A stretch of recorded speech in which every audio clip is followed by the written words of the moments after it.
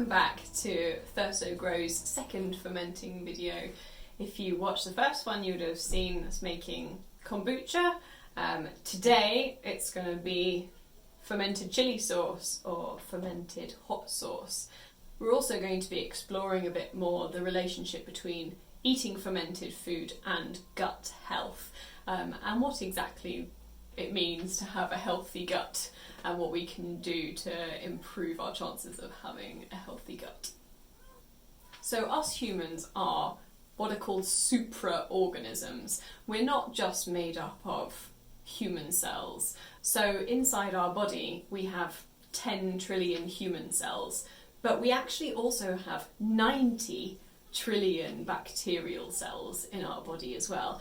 We have all sorts living inside us. We have bacteria, fungi, we have yeast, we have viruses, and those organisms all affect our health and how our body works. More than 1,000 microorganisms actually live inside our gut, and we can actually affect them. We can add more microorganisms that are good bacteria. You've probably heard on the Yakult adverts and stuff. We can actually add more good bacteria into our guts by eating fermented food. When we ferment food, we are creating an environment for healthy bacteria to reproduce, create more of themselves, and then when we eat that fermented food, it goes into our guts and that bacteria lives in our gut.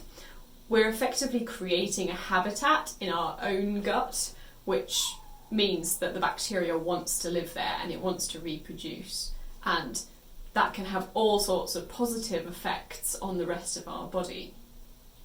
You know the saying gut feeling and gut instinct? That's really interesting actually, because there's a huge link now understood by scientists of the link between our gut and our brains, and there are actually neurons, like brain neurons, inside our gut as well. It lines the tracts in our gut, and our brain and our gut actually speak to each other all the time.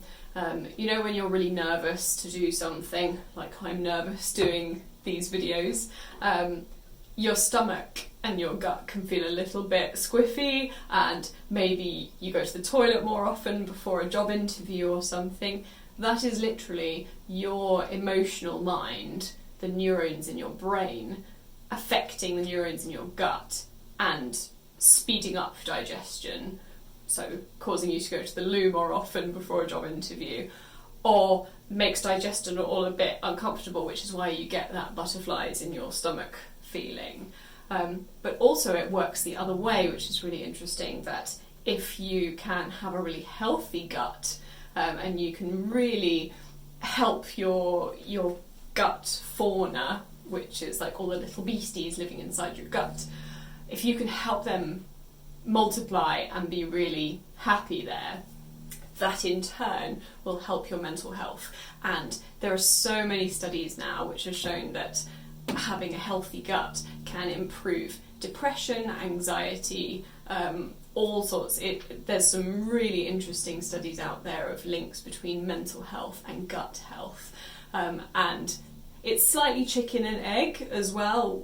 Is it good mental health will also affect your gut, and gut go back to your mental health, but it's absolutely no harm in having a good healthy gut. So that's another reason why people eat fermented food and drink things like kombucha, because it's really, really good for your gut and you start feeling the benefits of it. For some people who have IBS, or who have constant yeast infections and stuff as well, eating fermented food can be a really good way of rebalancing your gut, rebalancing what's living in your gut as well. If you have an excess of yeast in your gut, that can be what leads to things like yeast infections. But if you eat fermented food and you get that good bacteria into your gut instead, they can balance out the excess of yeast, so you feel better all round. Now you may find, if you're doing some research online, that you come across these kind of claims of, oh, I ate fermented food for a year and it cured my cancer or something. We'll go into more detail of kind of the myth busting of fermented food in the next video.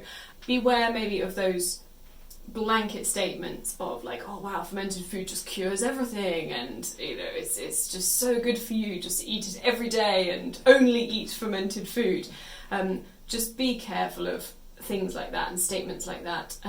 I would say instead that eating fermented food and drinking things like kombucha instead rebalances your body and helps your body be as healthy as it can be. So if you do get ill, then your body has a really, really strong immune system then to fight anything bad off. So it's not the food themselves that are cures, it's just that they're really healthy for you. They're really, really good at helping your body be healthy and strong. So enough of me just talking about fermented food, let's make some. So today we're going to be making our fermented hot sauce, like I said. And so the ingredients that we're going to use are 2 red peppers, 1 onion, we're going to use maybe a couple of cloves of garlic, and then you want your chilies. So I am growing chilies at the moment at home, and I've got these pretty strong actually chili peppers. And so if you're buying chilies from the supermarket, you want to just get the ones in like bags, and there's like 5 of them or something. Maybe just use 2 or 3 of the different colour ones. It doesn't have to be a red one or a green one or something. I know that these are pretty strong, so I'm only going to use 2. But what's interesting with this fermented chili sauce is actually during the fermentation, the hotness of the chilies do like become milder. They do sort of ease off a bit during the fermenting process, and you end up with this wonderfully well-rounded tasted chili sauce. So that's what we're aiming for in the end. I am going to do this one in my Lakeland jar, which I introduced you to the different jars in the last video. So what we want to do is chop up the 2 peppers and the onion and the chilies just into chunks. Don't worry too much about getting rid of all of the seeds. Seeds are good. Seeds are good in this. And you want some pretty sizable chunks, maybe even bigger than that actually. Big chunks are fine. I'll actually explain in a bit why big chunks are better than small ones. So big, hefty chunks like that. And what we want to do as we chop up these peppers is start layering up the different ingredients. So I'm going to cut up some of this onion.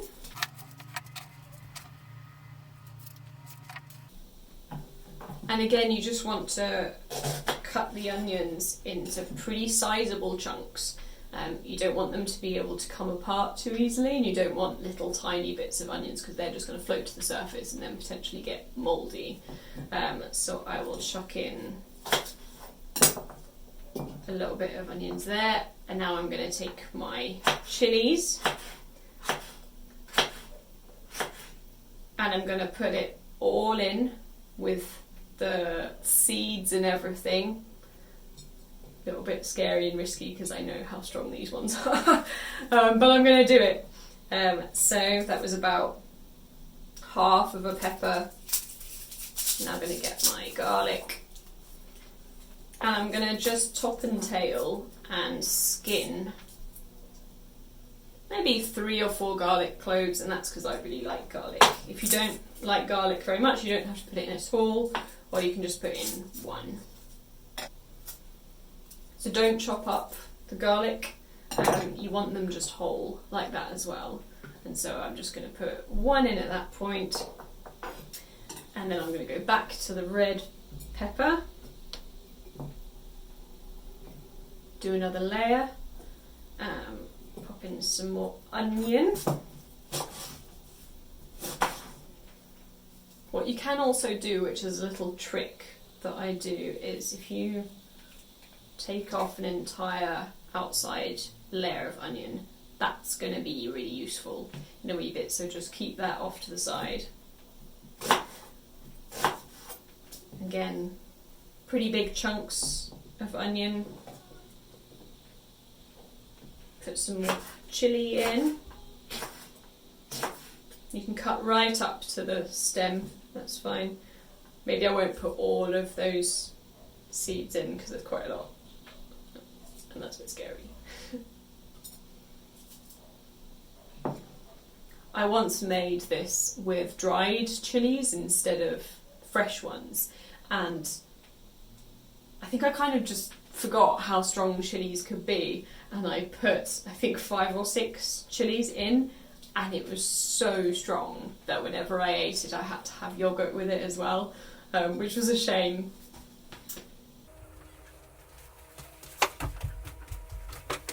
I just had to go and get my rolling pin, because actually what you can do is just bash the veg down a little bit, especially if you're making a whole massive batch of it. It's a really good space saver to just bash down like that as well. So I'm going to keep going.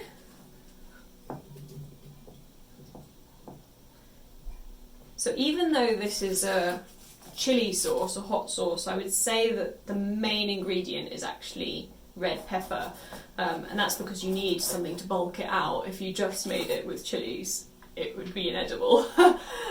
So most of it is red pepper and onion. So you just carry on that layering up. That's the last of my onion going in. I'm going to drop another garlic in there. It's my second chilli on the go. And they can be really quite big and chunky, that's fine. What we're going to do later on is liquidize this, and so all those chunks will all get broken down later on, but they're all fine at the moment. So the last bits of the red pepper going in. I finished my onion, that's alright. Just going to get some more of the chilies. That's probably enough for the chilies, so I've probably left that much left. It's just because I'm being cautious.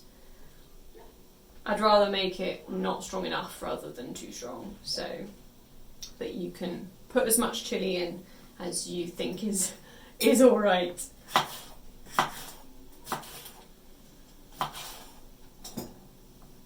So that's the last of my red peppers going in.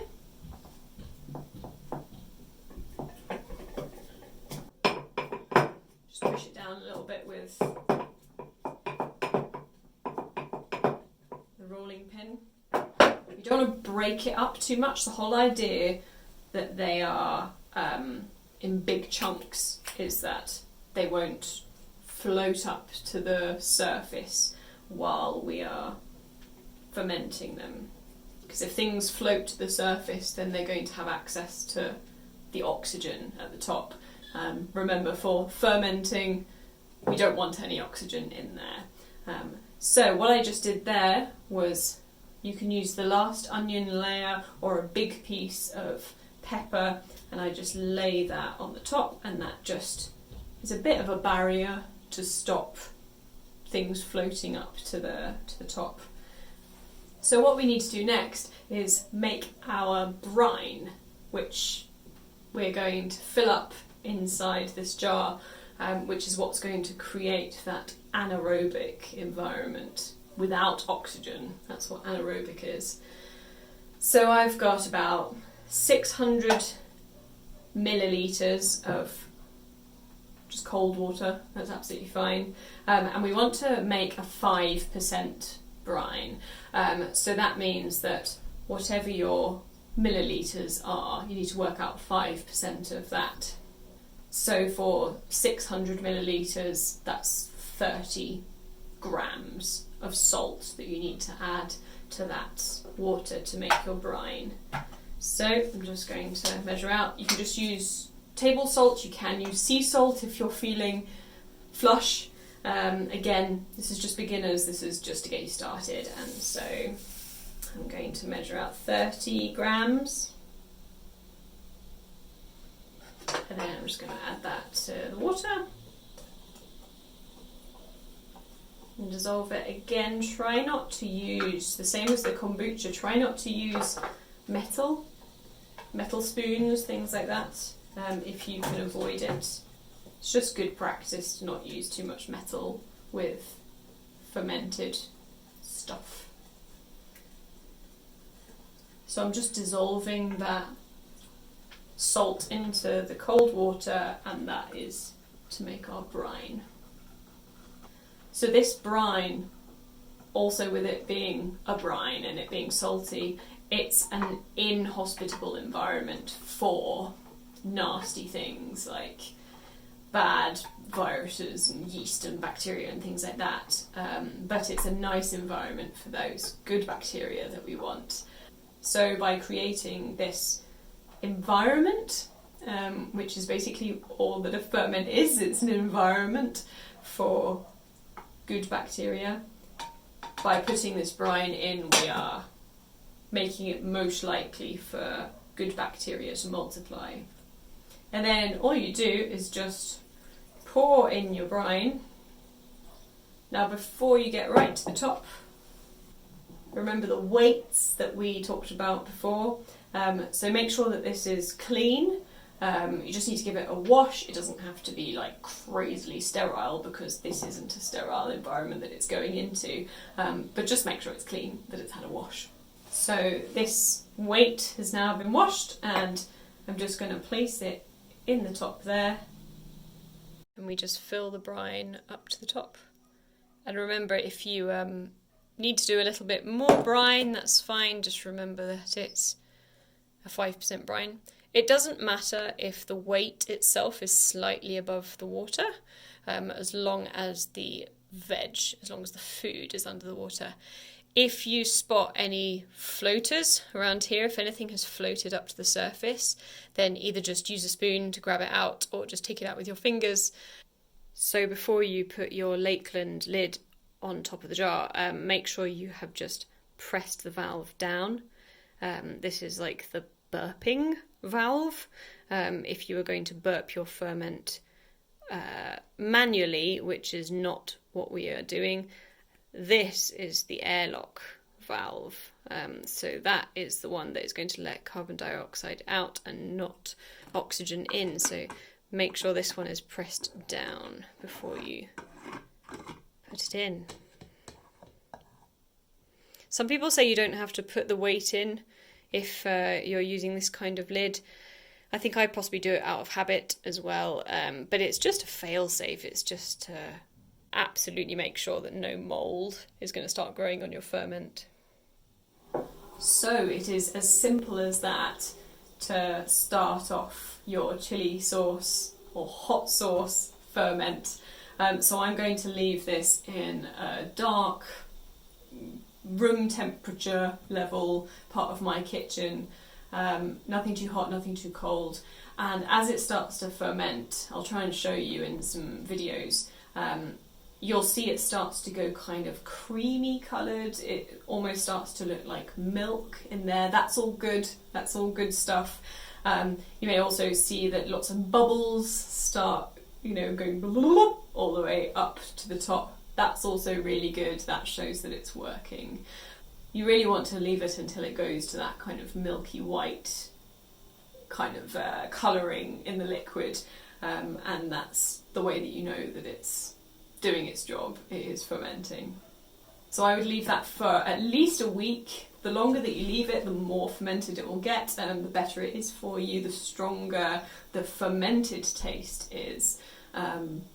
And the less strong the chilies will get as well, the longer that you leave it. I'm going to leave it for at least a week, maybe a fortnight, and then I'll let you know how I get on, and we'll do the next stage.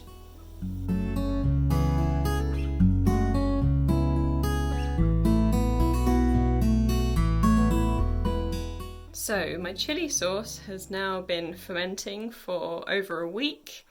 And as you can see, it's got a bit cloudy at the bottom there. That's all good. We want that kind of cloudiness. That's all the good bacteria. So we definitely want that.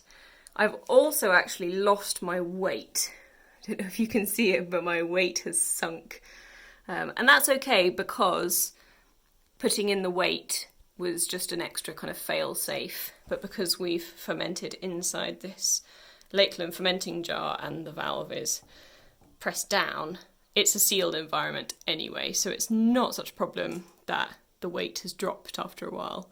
And also some things have floated up to the surface. That's okay as well, because it's still a controlled environment in there. So yeah, let's get cracking on the next bit. So after you've left your chili sauce to ferment for at least a week, 7 to 10 days probably, that's when it's going to be ready. So I always take off the lid. Oh, it's actually fizzing. I take off the lid and then give it a good smell. That's incredible, look. All the bubbles. That's all the carbon dioxide being released. So that smells wonderful. I don't know why, but with the chili sauce I always go by the smell of it. With the sauerkraut I go by taste. But yeah, once it's definitely smelling fermenty, that's what you want. So we want to first of all strain off the brine, but you want to keep the brine, you want to catch it. So I'm just going to tip everything, including the weight. That's what that clinking was. I'm going to tip everything into a sieve, get everything out.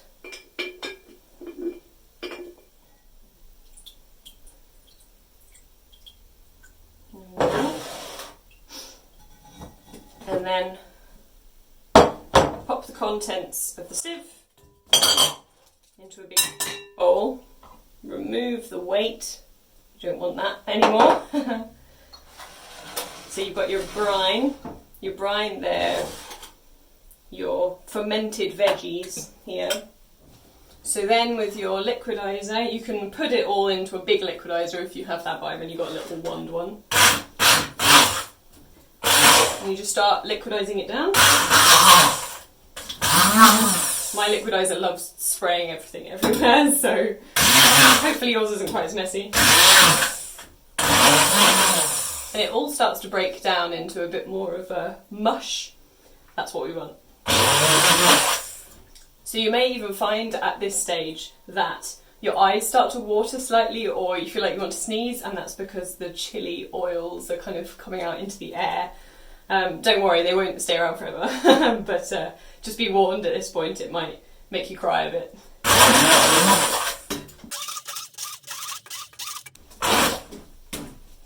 I'm glad I wore red today.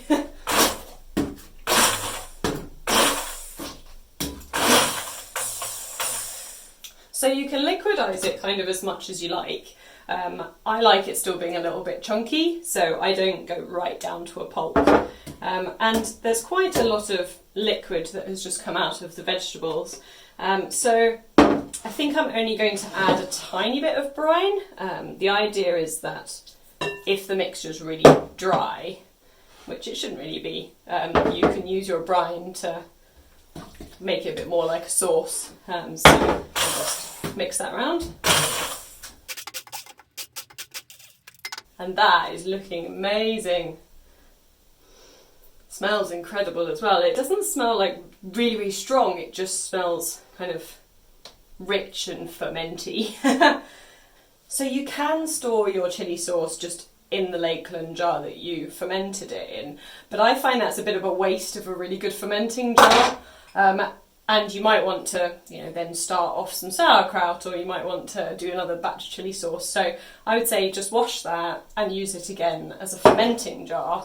And when you get to this stage, you can transplant all your chili sauce just into a Kilner jar or any jar that you've got.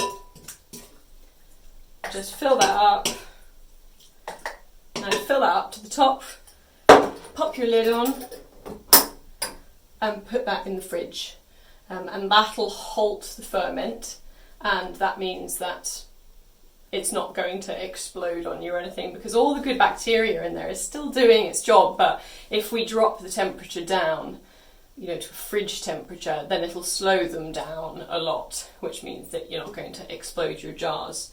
If you don't want to keep it in the fridge, you can put it back into the fermenting jar and just leave that somewhere relatively cool and dark, and it'll last for a very long time. I've successfully kept chili sauce for, I think, about 6 months in the fridge. I'm not sure if that's the best thing to do, but because there's so much good bacteria in there, you don't really need to worry about mould or anything growing, because the percentage of good bacteria that's in there far outweighs the bad stuff. And so there we go, that is our fermented chili sauce. Thank you very much for watching all the fermentation videos provided by Thurso Grows. My name's Rachel Butterworth, and it's been really fun to make these videos, so I hope you find them useful. And yeah, just enjoy yourself and just experiment with fermenting. You might end up with some weird tasting stuff. Fermented chard is not very nice, but just experiment, see how you get on, and you learn to kind of pick your favourite flavours and stick with those ones. But for now, thanks very much, and I'll see you again.